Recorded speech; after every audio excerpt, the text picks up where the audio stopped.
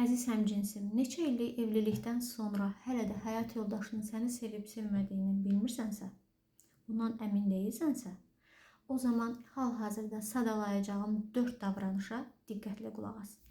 Birinci, onunla birlikdə ikən səninlə maraqlanmaq, səninlə söhbət etmək yerinə telefona və yaxud da televizora daha çox vaxt ayırırsa.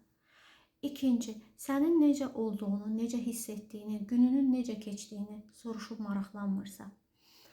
Üçüncü, sənin yanında ciddi, sərt, üzündən zəhrimar tökülən biri kimi görünür, amma dost tanışının, qohumlarının, yaxınlarının, əzizlərinin yanında dil qəfəsə qoymur, danışır, gülür, zarafatçıl göstərir özünü, sosial göstərir özünü, əgər belədirsə. Və nəhayət dördüncü, sənin düşüncələrinə, fikirlərinə önəm verməyərək hər zaman öz istəklərinin, öz düşündüklərinin haqlı olduğunu, bu düşüncələrdə haqlı olduğunu sübuta yetirir və öz istədiklərini edirsə, o zaman əmin ola bilərsən, həmin insan səni sevmir. Unutma ki, sevgi dildə səni sevirəm demək deyil. Sevgi o sevgini davranışda göstərməkdir.